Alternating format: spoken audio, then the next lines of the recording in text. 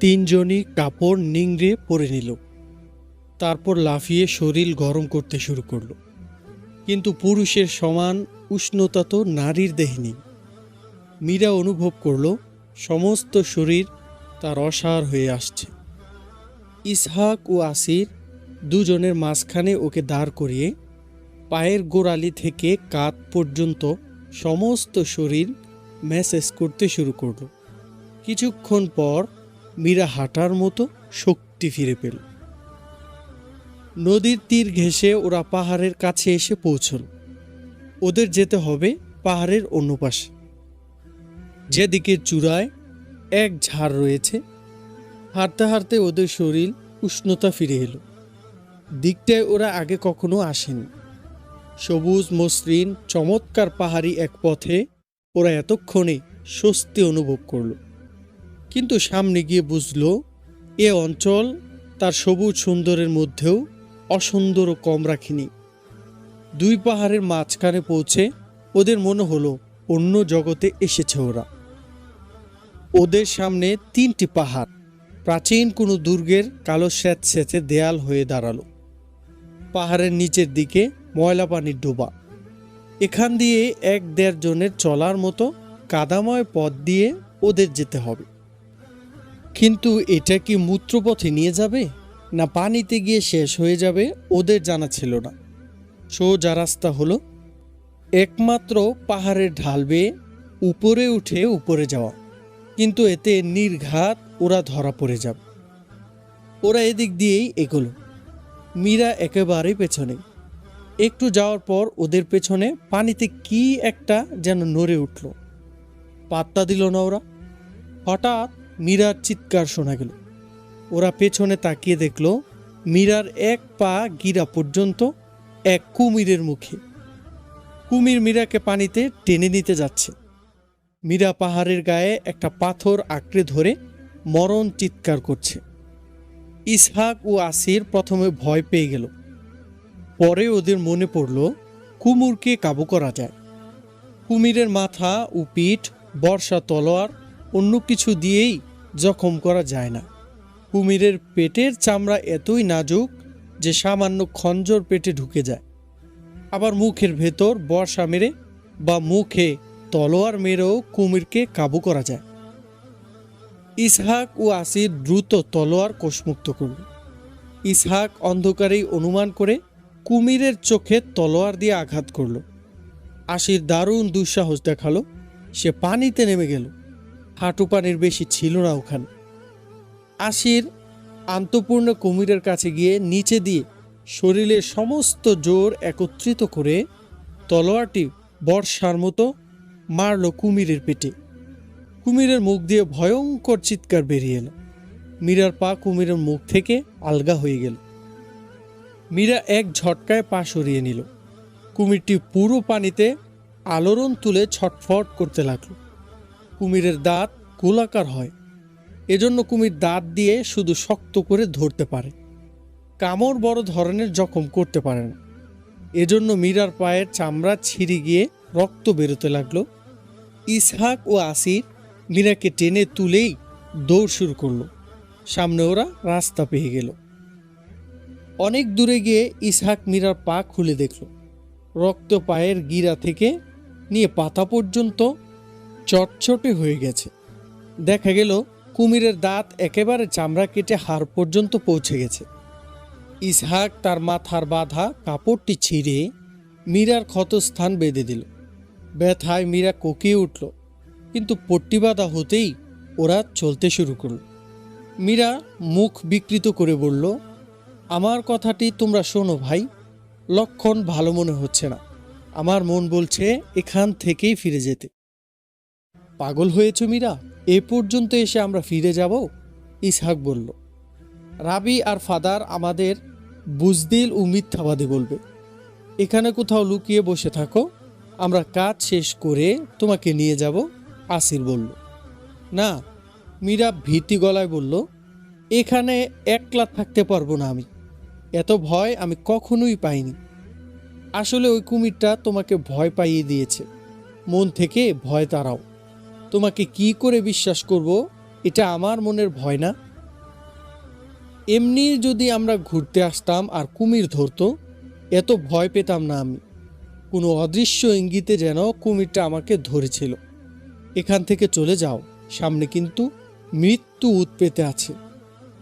ভাই ইসাক, সময় নষ্ট করো না। তুমি এই মেয়ের কথা শুনলে রাব্বি আর ফাদারকে কি জবাব দেবে তুমি? আসির বলল, তুমি তো জানো আমাদের প্রতি ওদের ভরসা কতটুকু। শোনো মীরা, রাবিকে তুমি যা বলেছিলে তা ভুলো না। আমাদের সাহায্য করবে বলেছিল তুমি। বলেছিলে এসব মানুষের কোনো ব্যাপার হলে তোমার রূপের ফাঁদে ফেলবো ওদের। এ কারণেই রাব্বি তোমাকে আসার অনুমতি দিয়েছিল। তিনি বলেছিলেন তুমি আমাদের পায়ের শিকল বনে যাবে। তুমি এখন তাই করছো। দায়িত্ব পালন করে যেতে হবে তোমাকে, ইসহাক বলল। পরিষ্কার দেখছি আমি ইসহাক, এখান থেকে তুমি জীবিত ফিরে যেতে পারবে না। দুজনে খুবই বিরক্ত হলো। ইসহাক মীরার হাত ধরে উঠিয়ে বলল, চলো, বিরক্ত করো না। মীরা খুঁড়িয়ে খুঁড়িয়ে হাঁটা দিল। ওদেরও চলার গতি ধীর হয়ে এলো। দুই দিকে দুই পাহাড় রেখে ওরা এগোতে লাগলো। দুই পাহাড়ের মাঝখানে আসার পর ওদের চোখে কিসের যেন আলো লাগলো। স্পষ্ট বোঝা যাচ্ছিল এটা আগুন। যতই এগোতে লাগলো আলো ততই বাড়তে লাগলো। একটু পর কয়েকজন লোকের গলা পাওয়া গেল। ওরা ঠিক করলো পেছনের পাহাড়ে চড়ে একটু উপর থেকে দেখলেই বোঝা যাবে আগুনের উৎস কোথায়। পেছনের পাহাড়ে চড়তে গিয়ে দেখলো বেশ অদ্ভুত নিসর্গ নিয়ে দাঁড়িয়ে আছে এই পাহাড়। পাহাড়ের কোথাও একেবারে ন্যাড়া মসৃণ প্রান্তর, কোথাও সবুজের ঘাসি আবরণ। একটি ন্যাড়া ঢালে উঠার সময় এসে ইসহাকের পা ফসকে গিয়ে সে একেবারে পাহাড়ের নিচে ঠোকর খেতে খেতে গড়িয়ে গেল। মীরাও তার পেছনে যেতে উদ্যত হলে আসির তার হাত ধরে থামালো, বলল, এখানেই থেকো, পা ফসকে তুমিও পড়ে যাবে। সে তো পুরুষ, সহ্য শক্তি আছে, আর তুমি তো আগ থেকেই জখমি। উপর থেকে দেখা গেল ইসহাক উঠিয়ে দাঁড়িয়েছে। ব্যথাটে তাকে কোনো পাত্তা না দিয়ে হাঁচড়ে পাঁচড়ে উপরে উঠে আসে। ইসহাক উপরে পৌঁছতেই মীরা বলল, এটা দ্বিতীয় অশুভ লক্ষণ এবং আমাদের না যাওয়ার প্রতি আসমানি ইশারা। ইসহাক যেন তার কথা শুনতেই পায়নি, এমন ভাব করে 6 পায়ে পাহাড়ের উপর দিয়ে চলতে শুরু করল। আজ 3-4 দিন ধরে তারার চমক ও সাদা রৌশনির ঝলক দেখা যাচ্ছে না। এজন্য পাহাড় থেকে কিছু দূরে অন্য দিনের তুলনায় দ্বিগুণ মানুষের ভিড় দেখা গেল। আজ সবার আশা পূর্ণ হলো। হঠাৎ নাকারা বেজে উঠল, কিন্তু একটু পরেই ধীরে ধীরে তার আওয়াজ অন্ধকারে মিলিয়ে গেল। একটু পর আবার অনেকগুলো সানাই বেজে উঠল। কেমন এক সম্মোহনী সুরে বিশাল ভিড়ের মধ্যে কবরের নিস্তব্ধতা নেমে এলো, যে কোথাও প্রাণের স্পন্দন নেই। রাতের অন্ধকার কাজল কালির মতো। হঠাৎ কয়েকটি কণ্ঠ বলে উঠল, ওই যে চমকেছে। লোকেরা কালেমে তৈয়বা পড়তে শুরু করলো। চারদিকে শ্রদ্ধা বিগলিত কণ্ঠের গুঞ্জন উঠল। তারার চমক মিলিয়ে গেল এবং সেই দিনের মতো ওক ঝাড়ের উপর স্পষ্ট আলোর শুভ্র স্তর দুলে উঠল। সেই দিনের মতোই আলোর ভেতর থেকে শুভ্র পোশাকধারী এক লোক দুহাত এমনভাবে প্রসারিত করে বেরিয়ে এলো যেন দোয়া করছে। সবুজ পোশাকধারীরা ভিড়ের মধ্য থেকে বলতে লাগলো, সিজদায় চলে যাও সবাই, আমাদের মুক্তিদাতা নাজিল হয়েছে। কিন্তু কোনো লোকই প্রথমেই সিজদায় চলে গিয়েছিল, এবার বাকিরাও সিজদায় পড়ে গেল। লোকেরা সিজদা থেকে উঠে যখন সামনের দিকে তাকালো, সেখানে কোনো তারার চমক দেখল না, শুধু রহস্যময় সেই শুভ্র পোশাকধারীকেই দেখল। উঁচু একটি আওয়াজ ভিড় পর্যন্ত পৌঁছলো, খোদার দূতের আত্মপ্রকাশ হয়েছে। 2-3 দিনের মধ্যেই তোমাদের সামনে এসে যাবেন তিনি, খোদার শুকরিয়া আদায় করো সবাই। ওদিকে তারা চমকানোর আগের ঘটনা। ইসহাক, আসির ও মীরা ওক ঝাড়ওয়ালা পাহাড়ের পেছনের পাহাড়ে চড়তে চলতে উল্টো দিকের পাহাড়ের একদিকের ঢালুতে পৌঁছেই চমকে উঠল। ঢালের পায়ে বিরাট এক গুহা, কিন্তু এখন ওটা কাঠ খড়ি ও লাকড়ির স্তূপ দিয়ে ঠাসা এক অগ্নিকুণ্ড। গুহাটি পাহাড়ের ঢালে হওয়ায় আগুনের শিখা গুহার ছাদ পর্যন্তই পৌঁছেছিল। পাহাড়ের এক পাশে যেখানে লোকদের ভিড়, সেই দিকে শিখার এক বিন্দু ছায়াও পৌঁছেছিল না। দুই পাহাড়ের ব্যবধান ছিল 60-70 গজ। এখান থেকে ইসহাকরা দেখল গুহার একটু দূরে 5-6 জন লোক। একজন লোক আগুনে লাকড়ি ফেলছে। গুহার আরেক দিক বেলচার চকচকে একটি পাত দেখা গেল। ইসহাকরা দুইটি গাছের আড়ালে বসে সব দেখছিল। দুই পাহাড়ের ব্যবধান সামান্যই ছিল, এজন্য ওরা ওই পাহাড়ের প্রতিটি মানুষের নাড়াচাড়া স্পষ্ট দেখতে পাচ্ছিল। দুই লোক সেই চকচকে পাতাটি আগুনের শিখার সামনে নিয়ে উপর নিচ করে ঘোরালো। ফ্লাড লাইটের আলোর মতো তার প্রতি চমক সোজা পেছনের পাহাড়ের ওই দুটি গাছের উপর গিয়ে পড়ল যেখানে ইসহাকরা লুকিয়ে ছিল। তীব্র আলোতে ওদের চোখ ধাঁধিয়ে গেল। ওরা তিনজনই সঙ্গে সঙ্গে মাটিতে শুয়ে পড়ল। চমকানো পাতাটি রেখে দেওয়া হলো। সাদা পোশাকে আবৃত কোত্থেকে জানি এক লোক সেখানে এসে উপস্থিত হলো। সাদা পোশাকধারী বলল, এসো ভাই, উপরে কে যাবে? এক লোক আয়নার মতো একটা কিছু নিয়ে এগিয়ে এলো। লোকটি একবার আয়নাটি আগুনের শিখা বরাবর ধরতেই পাহাড়ের দিকে ঢাল গিয়ে এর প্রতিবিম্ব পড়ল। লোকটি এবার আয়না উঠিয়ে পাহাড়ের চূড়ার সেই উক ঝাড়ের দিকে উঠে গেল। এখন সে অন্ধকার, গুহার আগুনের আলো সে পর্যন্ত পৌঁছল না। ইসহাকরা অনুমান করল লোকটি একটি গাছে উঠে গেছে। একটু পর গাছের মধ্যে পলকের জন্য আলোর চমকানি দেখল। ইসহাক আসিরকে বলল, গাছে কি হচ্ছে জানো? তোমাদের রাব্বির সন্দেহ ভুল নয়। আসির বলল, ওখানে কি হচ্ছে জানি আমি। ওই গুহার ঢালের আগুনের শিখা নিশ্চয় গাছের উষ্ণতা থেকে দেখা যায়। ওই শিখার দিকেই লোকটি আয়না ধরলেই পাহাড়ের সামনের দিকের প্রতীক্ষিত লোকেরা এর চমক দেখতে পাবে। দেখো কি ভীষণ আগুন, ইসহাক বলল। পাহাড়ের চূড়ায় এ আগুন জ্বালানো হলে সারা এলাকা আলোকিত হয়ে যেত। এখন বলো, তোমরা যে তারার চমকানি দেখতে, সেটা আসলে কি? অতি সহজ বিষয়। এসব দুরন্দর কিছু মানুষের কাজ। কিন্তু এরা কে সেটা জানা যাবে কি করে? মীরার প্রশ্ন। আমরা 3 জন নয় 2 জন। মীরাকে ধরো না, ইসহাক বলল। ওরা 5-6 জন। থামে ইসহাক। ওই লোক গাছ থেকে নেমে আসছে। সাদা পোশাকগুলো উপরে যাচ্ছে। এখন কি হবে আমি বলছি, ইসহাক বলল। একটা গাছের নিচে গিয়ে দাঁড়াবে, আর তার উপর ওই চকচকে পাতের প্রতিবিম্বের আলো ফেলা হবে। লোকেরা ধরে নিবে কোনো পয়গম্বর আত্মপ্রকাশ করেছেন। তাই হলো। আগুনের গুহার দিক থেকে পাতের প্রতিবিম্ব কয়েকবার ঘুরানি হলো। তারপর সাদা পোশাকধারীর উপর স্থির হলো। ওদিকে ভিড় থেকে কালেমা তৈয়বার গুঞ্জন উঠল। একটু পর সেই পাতের চমকানি সরে গেল। সব অন্ধকার হয়ে গেল। এক লোক উঁচু থেকে ঘোষণা করল, খোদার দূত আত্মপ্রকাশ করেছে। 3-4 দিন পর তিনি তোমাদের সামনে আসবেন, খোদার পয়গাম নিয়ে আসবেন।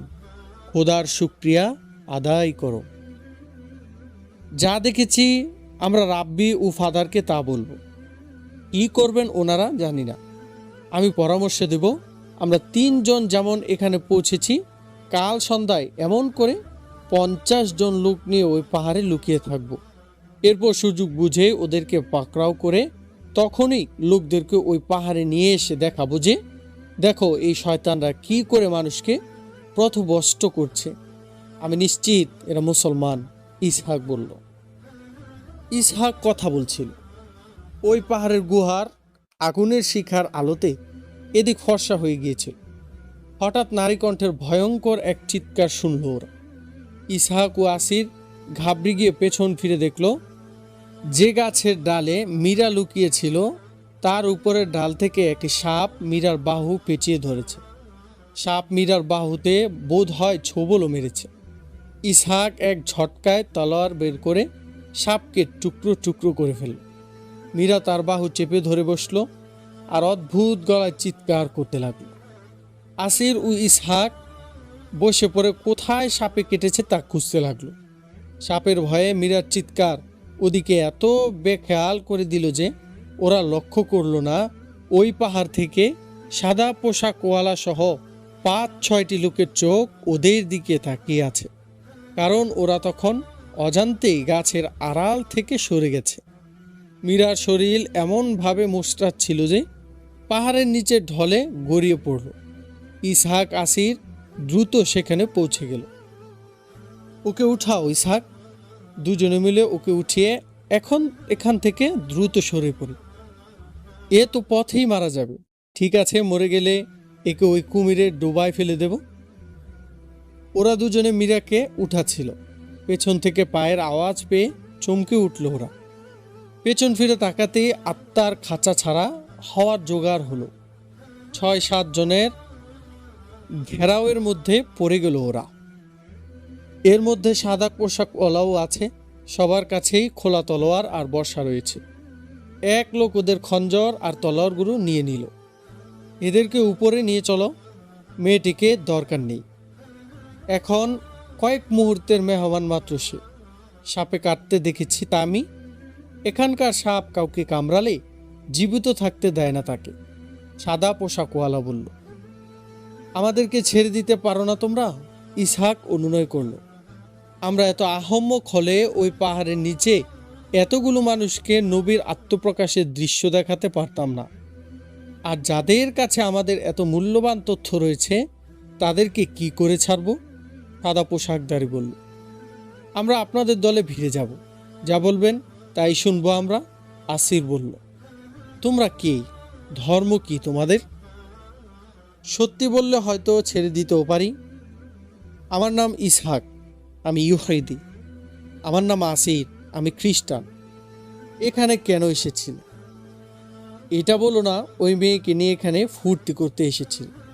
এখানে কেউ আসতে পারে না। একদিকে কুমির রাস্তা বন্ধ করে রেখেছে, অন্যদিকে এলাকাটি এত ভয়ঙ্কর কাদাময়, কেউ এখানে আসে না। ইসহাক সত্যি কথা সব বলে দিল, কেন এখানে এসেছে আর এই মেয়ে কিভাবে ওদের সঙ্গে এসেছে। তোমার রাব্বি আর পাদ্রীকে আমরা একটা শিক্ষা দেব। এখন ইহুদিদের জাদু চলবে না, এখন চলবে হাসান ইবনে সবার জাদু। সাদা পোশাকধারী হাসান ইবনে সবাই বলল। ইসহাক ও আসিরকে উপরে নিয়ে যাওয়া হলো। তখন ওদেরকে ছেড়ে দেওয়ার জন্য ওরা হাত জোর করছিল। কথা বলতে বলতে ওদেরকে আগুনের কাছে নিয়ে যাওয়া হলো। হাসানের ইশারায় হঠাৎ ইসহাক ও আসিরকে 4-5 জন লোক ধরে আগুনে ফেলে দিল। এত গভীর গুহা থেকে ওদের আর্তনাদও পৌঁছল না উপর পর্যন্ত। ওদের দেহ কয়লার সঙ্গে মিশে গেছে এটা নিশ্চিত হওয়ার পর আগুন নিভিয়ে ফেলা হলো বড় বড় মটকা থেকে পানি ঢেলে। পরদিন সকালে আহমদ ও হাসান ইবনে সাবা রাতের ঘটনা নিয়ে কথা বলছিল। এটা সেই জাদুর প্রক্রিয়া তোমার হাতে আমি যা করিয়েছিলাম, আহমদ ইবনে গুতাস বলল। ওই জাদুতে আমি এমন শক্তি দিলাম যে এর ক্রিয়ায় তোমার পর্যন্ত কেউ অক্ষত পৌঁছতে পারবে না। পৌঁছলেও তুমি ইশারা পেয়ে যাবে। গুরু, ওই রাব্বি বা পাদ্রীর বসতি কোনটা সেটা জেনে আমি নিয়েছি। ওদেরকে গায়েব করে দিলেই ভালো হবে, নইলে এরা কাটা হয়ে জ্বালাতন করবে আমাদের। তবে স্বস্তির বিষয় হলো এরা সেলজুকি গোয়েন্দা ছিল না। হ্যাঁ হাসান, আমাদের মিশনটাই এরকম যে কাউকে সামান্য সন্দেহ হলেই তাকে গায়েব করে দেওয়া জরুরি। আমি দেখতে চাই তুমি কি উপায়ে ওই দুজনকে গায়েব করো। আমি দেখিয়ে দেব। আপনার সার্গীদের কারণেই ওই বসতির বাচ্চা থেকে বুড়ো পর্যন্ত এমন করে নিশ্চিহ্ন করে দিতে পারবো যেন দুনিয়াতে ওরা আসেনি। এখন মন দিয়ে দুটি কথা শোনো। এই মিশন 100 ভাগেরও বেশি সফল। এখন লোকদের সামনে যেতে হবে তোমার। ওই 1000 খানেক লোক তোমার মুরিদ হয়ে গেছে। এখন নিশ্চিত করে বলতে পারি সামনের কেল্লা দুটি আমাদের। আর লোকদের সামনে কিভাবে যাবে সেটা বলে দেব তোমাকে। পরের কথা হলো, মাথায় এটা রেখো, জাদুটোনার উপর সবসময় ভরসা করো না, নিজের বুদ্ধির উপরও নির্ভর করতে হবে। এখন কোনো মুসা আলাইহিস সালাম নেই যে সামেরীকে শায়েস্তা করবেন। কোনো মুসা আসবেনও না। তবে সব অবস্থায় জাদু তোমার কাজে আসবে না, তখন বুদ্ধির জাদু চালাবে। তুমি তো দেখেছ আমার ওই কথাটি কি দারুণভাবে ফলে গেছে। মানুষকে মন্দ থেকে বিরত থাকার নির্দেশ দিলে তোমার সঙ্গে সে আচরণই করবে যেমন পূর্ববর্তী নবীগণের সঙ্গে করা হয়েছে। মন্দ আর পাপের ব্যবহার এমনভাবে করবে মানুষের চোখে যেন সেটা এমন অলৌকিক হয়ে দাঁড়ায় যে সবাই সেজদায় পড়ে যেতে বাধ্য হয়। হাজার হাজার লোককে তুমি তোমার সামনে সেজদা করতে দেখেছ। আমি নবী নই হাসান, কিন্তু এই ভবিষ্যৎবাণী করতে পারি যে মানুষ আস্তে আস্তে জাদুকরদের উপর নির্ভরশীল হয়ে পড়বে। তাদের সব সমস্যার সমাধানের জন্য জাদুকরের কাছে যাবে তারা। জাদু দিয়ে একে অন্যের ক্ষতি করবে, কিন্তু লোক জাদুর নামে ধোঁকাবাজি করে মানুষকে লুট করবে। আচ্ছা, এসব কথা পরে হবে। তুমি ওই ইহুদি রাব্বি ও খ্রিস্টান পাদ্রির ব্যবস্থা করো। এর 2 দিন পর কৌশলে বৃদ্ধ রাব্বি ও পাদ্রিকে ভুলিয়ে ভালিয়ে এনে সেই কুমিরের ডোবায় ফেলে দেওয়া হলো। যে বসতিতে ইহুদি রাব্বি ও খ্রিস্টান পাদ্রির বাড়ি ছিল, সেখানকার প্রত্যেকেই ঘুরে ফিরে এই প্রশ্নই করছিল, রাব্বি কোথায় গেল, ফাদার কোথায় গেল, ইসহাক ও আসির কোথায়, মীরা কোথায়। রাব্বি ও ফাদারের লাপাত্তা হয়ে যাওয়া তাদের কাছে স্বাভাবিক ঘটনা ছিল না, তাই কেউ তা মেনে নিতে পারছিল না। এক সকালে সবুজ পোশাক ও সবুজ পাগড়ি মাথায় পাগলের মতো এক লোককে সে বসতিতে দেখা গেল। গুরুগম্ভীর গলায় হক হক বলে পারামাতিয়ে তুলছিল সে। ঘাড় অবধি তার বাবরি, বুক পর্যন্ত লম্বা দাড়ি, রক্তের পিণ্ডের মতো টকটকে লাল চোখ, আর মুখ দিয়ে অনবরত বের হওয়া হক হক শব্দ লোকদেরকে অল্প সময়ের মধ্যে তার কাছে নিয়ে এলো। তাকে ঘিরে মানুষের জটলা তৈরি হলো। হঠাৎ সে তার ডান হাত আকাশের দিকে উঠিয়ে বলল, কিছুই থাকবে না, সব হারিয়ে যাবে, কিছুই থাকবে না, নাম নিশানাও মিটে যাবে। এই যে রৌশনী দেখায় সেই হক হক। লোকেদের চোখে মুখে এবার কৌতূহল তীব্র হলো। পাগলের গলাও বেড়ে গেল। বুড়ো এক লোক এগিয়ে এসে জিজ্ঞাসা করলো, আরে এসবের মতলব বুঝিয়ে দেবে না? যে বুঝবে না সেও থাকবে না। পাগল রহস্য ভরা আওয়াজে বলল, আরে তুমি এখানে বসছ না কেন? বুড়ো বলল, আমরা বুঝতে চাই। আরেকজন বলল, বসো বেটা বসো, তোমার খেদমত করতে দাও আমাদেরকে, বুড়ো বলল। পাগল মাটিতে বসে পড়ে সবাইকে ইঙ্গিতে বসতে বলল। সবাই বসে গেল। পাগল আকাশের দিকে মুখ করে চিৎকার করলো, হক হু হক হু। যে মানবে না সে হারিয়ে যাবে। কার কথা বলছো? কে হারিয়ে যাবে? বুড়ো জিজ্ঞাসা করল। তোমাদের পিতারাও হারিয়ে গেছে, বাচ্চারাও হারিয়ে গেছে। পাগল খ্যাক খ্যাক করে হাসতে হাসতে বলল, তুমি কি আমাদের পাদ্রির কথা বলছো? এক খ্রিস্টান জিজ্ঞাসা করল। পাগল আকাশের দিকে শূন্য চোখে তাকিয়ে রইল। তাহলে কি আমাদের পাদ্রির কথা বলছো? এক ইহুদি জিজ্ঞাসা করল। পাগল নিশ্চুপ। আমার বেটা ইসহাকের দিকে ইঙ্গিত করছো? এক লোক ব্যাকুল হয়ে জিজ্ঞাসা করল। নাকি আমার আসিরের কথা বলছো? আরেক লোক ছল ছল চোখে জিজ্ঞাসা করল। আমার মেয়ে মীরা, পেছন থেকে এক মহিলা কেঁদে উঠল। ওরা মানত না, তোমাদের বাপ দুজনও মানত না, সব হারিয়ে গেছে। পাগল রাগান্বিত কণ্ঠে চিবিয়ে চিবিয়ে বলল, কি মানত না? বুড়ো জিজ্ঞাসা করল।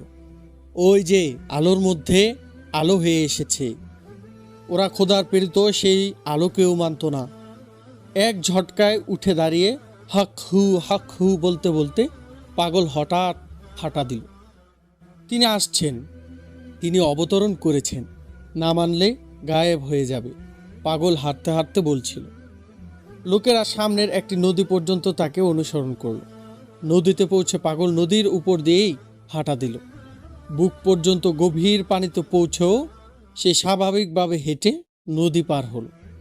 ওপার থেকে শত শত বিহবম্ব চোখ তাকে দেখছিল। দৃষ্টিসীমার বাইরে চলে যাওয়া পর্যন্ত কেউ পাগলের দিক থেকে চোখ ফেরাতে পারল না। পাগল অদৃশ্য হয়ে গেলে সেই বুড়ো বলল, রাব্বি ও ফাদার বলতেন ওই আলোর টমকানি ভুয়া। আমি বলবো ওরা এর শাস্তি পেয়েছেন। ইসহাক ও মীরার কথা তো সবাই জানো। ইসহাক আমাকে বলে গিয়েছিল ওকে ও আসিরকে রাব্বি ও ফাদার নির্দেশ দিয়েছেন যে ওই পাহাড়ে আলো চমকানো ও সাদা পোশাকের যে হস্তি দেখা দিত এর পেছনের পাহাড়ে গিয়ে আসল ঘটনা দেখে আসতে। মীরাও ওদের সঙ্গে গিয়েছিল। এক যুবক বলল, ওই পাহাড়ের পেছনে? কখনো ওই পাহাড়ের পেছনে কেউ গিয়েছে বলে শুনেছ তোমরা? গেলেও ফিরে আসতে দেখিনি কেউ। সেটা মৃত্যুর উপত্যকা। কয়েক জায়গায় ওত পেতে আছে মানুষ খেকো কুমির। গাছে মাঠে পানিতে সবখানে বিষধর সাপ। এক পৌর বলল, এখন বুঝতে পারছি ওই আলো আর ওই সাদা পোশাকের হাস্তি মানুষ নন। মানুষ হলে তো সেখানে কখনো যেতে পারতো না। আরেক বুড়ো বলল, হ্যাঁ এটা আমি মানছি, সেটা মানুষ নয়। তবে শুনছো নাকি জানি না, কোনো সাপের বয়স 100 বর্ষ হলে সে সাপ মানুষ রূপে আবির্ভূত হয়। এটা সেই সাপ। ওই সাদা পোশাকে তিনি আসলে শীর্ষনাগ। আরেক লোক বলল। লোকেরা তার দিকে এমন দৃষ্টিতে তাকালো যার মধ্যে সমর্থনও ছিল আবার অজানা ভীতিও ছিল।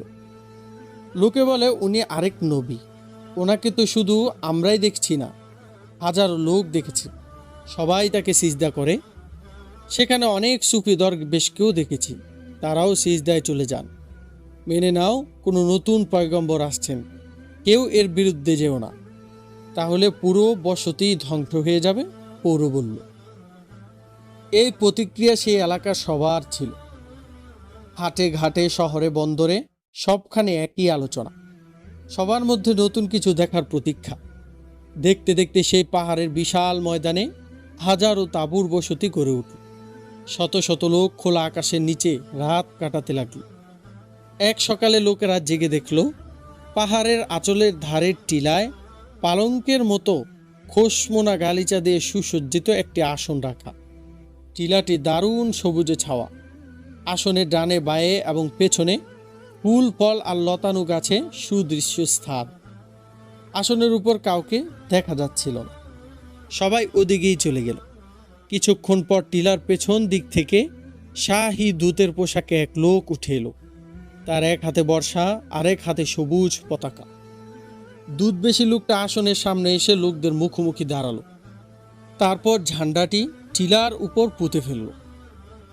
মহাসত্তা তিনি আসছেন, দুধবেশী লোকটি উচ্চ আওয়াজে ঘোষণা করল। তোমাদের সৌভাগ্য, তিনি তোমাদের সামনে আসছেন। তাকে দেখলেই সবাই সেজদায় পড়ে যাবে। বিভিন্ন কাবিলার সর্দাররা সামনে এসে বসুন। সর্দার গোত্রীয় লোকেরাও সামনে আসুন। বেশ কিছু লোক সামনে এগিয়ে গিয়ে বসল। পাহাড়ের দিক থেকে তীব্র বাতাস বইছিল। একটু পর সাধারণ পোশাক ডিলার উপর 6 জন লোককে দেখা গেল। প্রত্যেকের হাতে দেখা গেল ছোট্ট পাত্রের মতো একটা করে ডেক। এরা বাতাসের উল্টো দিকে চলে গেল। সামান্য সামান্য ব্যবধানে ডেকগুলি রাখল। লোকদের নজর থেকে অনেক দূরে রাখা হলো এগুলো। এরপর সেগুলোতে আগুন দেওয়া হলো। ধোঁয়া উঠতে লাগলো প্রতিটি ডেক থেকে। বাতাসের বেগ ভিড়ের দিকে থাকায় সেদিকে ধোঁয়া যেতে লাগলো কুণ্ডুলি পাখি। নাজিল হচ্ছে খোদার রহমত, সে লোকটি বলল। তখন সবাই ধোঁয়া থেকে কেমন নেশা নেশা এক সুগন্ধি অনুভব করল। কারো নাক কখনো এমন সুঘ্রাণ পায়নি। হঠাৎ নাকারা আর 2-3টি সানাই বেজে উঠল, মরুর মাদক সুর ছড়িয়ে। সবাই দেখলো আসনের পেছন থেকে এক শাহানা কুরসি উঠে আসছে। কুরসির উপর আরবি পোশাকে আবৃত এক লোক বসা। 4 জন লোক কাঁধে করে কুরসিটি সেই পালঙ্ক সদৃশ্য আসনের উপর নামালো। সিজদা সিজদা, কারো কণ্ঠে গর্জে উঠল। কুরসির উপর বসা লোকটি হাসান ইবনে সাবাহ। নিপুণ হাতে ছাটা দাড়ি আর গুধুম বর্ণ চেহারায় দারুণ মানিয়েছে। তার পৌরুষের কাস্তিময় দেহাবয়ব মায়াময় চোখের আকর্ষণে আকর্ষিত না হয়ে পারবে না কেউ। মুখের ঝুলন্ত হাসিটি চেহারার ঔজ্জ্বল্য বাড়িয়ে দিয়েছে দ্বিগুণ। সিজদা অবনত ভিড়ের দিকে তার চোখ গেল। আরও প্রশস্ত হলো ঝুলন্ত হাসিটি। সে ইঙ্গিতে লোকদেরকে সেজদা থেকে উঠতে নির্দেশ দিল। আল্লাহু আকবার, আল্লাহু আকবার। আরেকবার গর্জন উঠল পুরো ময়দান থেকে।